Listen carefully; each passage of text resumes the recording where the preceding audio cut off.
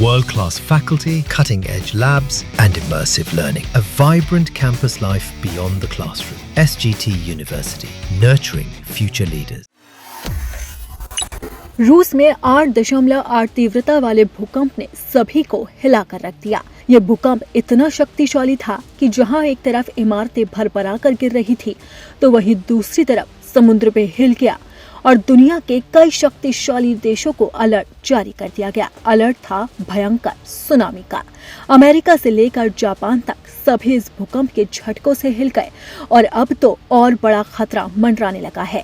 जहां एक तरफ ज्वालामुखी विस्फोट हुआ है, तो वहीं दूसरी तरफ अब परमाणु हथियारों पर भी खतरा है, क्योंकि ये भूकंप अवाचा बे से महज 120 किलोमीटर की दूरी पर आया था, जहां रूस की नौसेना का एक अहम परमाणु पनडुब्बी बेस है। इस घटना ने रूस के परमाणु हथियारों और पनडुब्बियों की सुरक्षा को लेकर सवाल खड़े कर दिए हैं।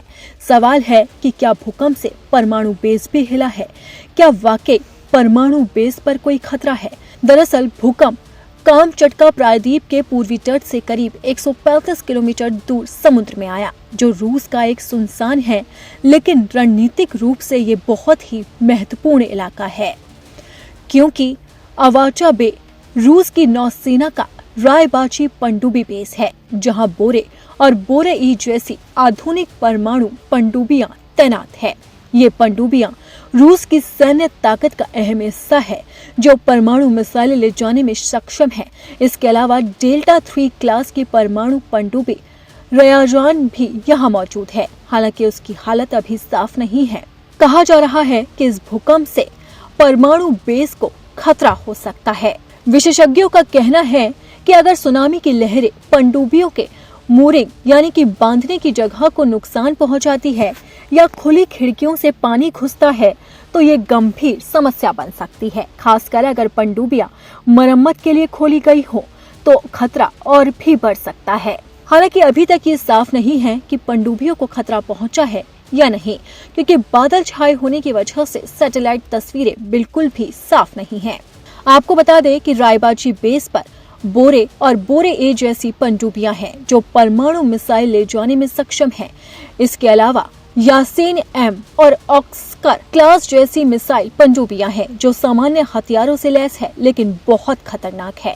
एक और पनडुब्बी K-329 वोल्गोरेड, जो दुनिया की सबसे लंबी पनडुब्बी है, शायद जल्द ही इस बेस पर आएगी।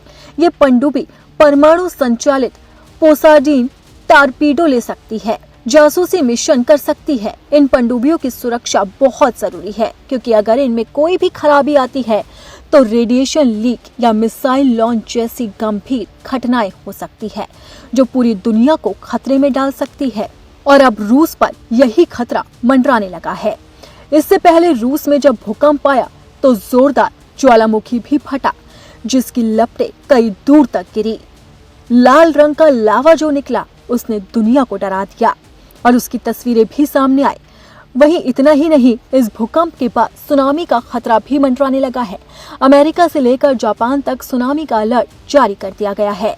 इस अलर्ट के बाद पूरी दुनिया में दहशत फैल गई और अब डर और भी ज्यादा बढ़ गया है, क्योंकि खबर है कि पनडुब्बी बेस को भी खतरा हो सकता है। हालांकि अभी तक कोई आधिकारिक पुष्टि नहीं हुई है कि भूकंप की तरंगें क्या पनडुब्बी बेस तक भी पहुंची थी।